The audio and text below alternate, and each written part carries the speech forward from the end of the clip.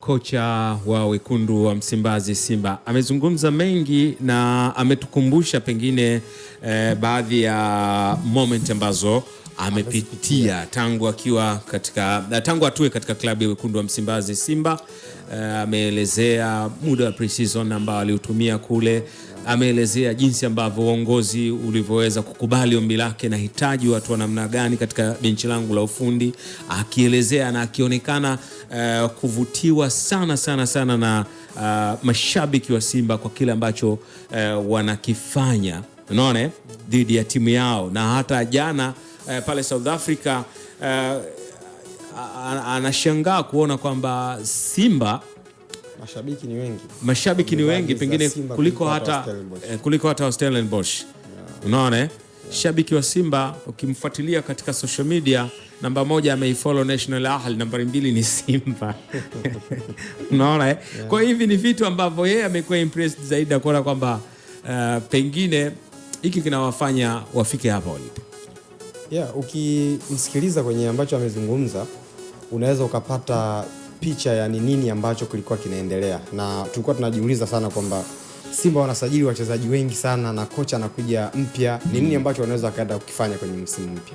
Lakini ukisikiliza hapo unapata majibu yake. Kwanza walimruhusu aingize baadhi ya watu kwenye benchi la ufundi ambao yeye aliamini kwamba anaweza akashirikiana nao vizuri na kuhakikisha kwamba anatengeneza kitu bora zaidi. Na amezungumza hapa kwamba namna ambavyo alikuwa anahitaji kuingiza philosophy yake kwa hao wachezaji 17 wapya, lakini pia na wale wachezaji ambao walibaki kwenye timu. Lakini ameenda mbali zaidi, amezungumzia kuhusiana na namna ambavyo anaikubali culture ya football yetu, kwa maana ya namna ambavyo mashabiki wanapenda sana timu, namna ambavyo timu imekuwa na mashabiki wengi sana. Kwa mfano amezungumzia kwamba Simba wana followers wengi sana kwenye Instagram, lakini pia kwenye namna ambavyo watu wamekuwa karibu sana na timu yao. Kwa hiyo ni mwalimu ambaye ukijaribu kuangalia kwenye kile ambacho amekizungumza, ni kama vile anatoa taswira ama picha, yani nini ambacho tulikuwa tunajiuliza kilikuwa pengine kinaendelea nyuma. Hao anawakumbusha wale ambao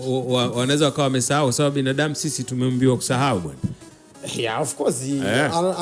Anaweza kawa pia anahitaji hilo, lakini mimi kusema ukweli, moja kati ya kitu ambacho huwa najiuliza, lakini pia at the same time kama majibu yangu huwa yanakuwa sahihi, huwa nahisi sio sawa, ni hao walimu baadhi ya vitu ambavyo wanakuwa wanahitaji kutopewa. Kwa mfano, mwalimu akiwa anahitaji baadhi ya watu waongezeke kwenye benchi la ufundi, kumkatalia sio kitu kizuri, kutokana na kwamba utakuwa una limit uwezo wake wa kuweza kufanya kazi. Kwa sababu ukimwekea watu ambao yeye haamini kwamba anaweza akafika nao nchi ya ahadi, kuna uwezekano mkubwa sana akaweza kufanya akafeli kwenye kile ambacho anahitaji kuweza kukifanya. Na ukijaribu kuangalia, moja kati ya kitu ambacho kimeifikisha Simba kwenye mafanikio haya ambayo tunayazungumza ni Fadlu Davids kufanikiwa kuingiza falsafa yake kwa wachezaji. Unajua, mimi moja kati ya kitu ambacho ninakiamini kwa mwalimu yoyote yule wa mpira wa miguu, kitu cha kwanza, ukifika kwenye timu yoyote ile ambayo ni mpya kwako, wachezaji ni wapya na wewe ni mpya kwao, unahitaji kwanza kuwafanya wachezaji waingie kwenye kile ambacho wewe unakihitaji, wakubali kwamba wewe ndio mwalimu wao na kile ambacho wewe unawafundisha ndio ambacho kitawafanya mfanikiwe. Sasa hivi ukienda kuiangalia Simba ikiwa inacheza kiwanjani, inacheza ikiwa na uniform structure, timu ikiwa na mpira, timu ikiwa haina mpira. Lakini utaona wakiwa wanabadilika kadri ambavyo mpinzani atakuwa anacheza kiwanjani. Hicho ni kitu ambacho kinakuonyesha kwamba kwenye timu kwanza kutakuwa kuna mshikamano, lakini kitu cha pili kutakuwa hakuna hofu kama mchezaji fulani anakuwa hayupo. Kitu cha tatu, kama timu inafanya addition ya mchezaji, kunakuwa hakuna shida yoyote ya ni nini pengine ambacho kinaenda kufanyika, kutokana na kwamba mtakuwa mmefanya signing ambayo pengine itakuwa inaendana na kile ambacho mwalimu atakuwa anakihitaji. Lakini pia ukijaribu kuangalia, mmoja kati ya mchezaji ambaye pengine tunaweza kusema kwenye hii michuano ameifikisha Simba hapa ni Elie Mpanzu, ambaye ameingia katikati ya msimu. Ameikuta Simba ikiwa tayari na structure yake, wale viungo watatu ambao wanacheza nyuma ya mshambuliaji, timu ikiwa na mpira.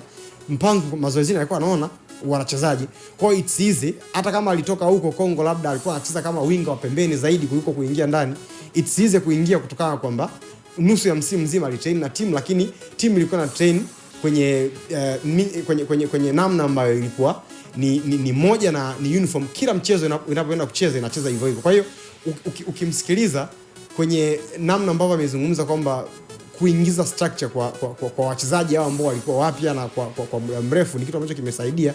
Unaona kabisa kwamba ni kitu ambacho kimesaidia mpaka Simba inafika hapa. Na mimi huwa naamini kwamba moja kati ya sifa ya mwalimu bora, mimi ukitaka ukiniuliza kwamba mwalimu ili nione amefanikiwa sawa kwenye ufundishaji wake kwenye timu ya mpira wa miguu, naangalia nini? Naangalia identity ya kile ambacho yeye anakiamini.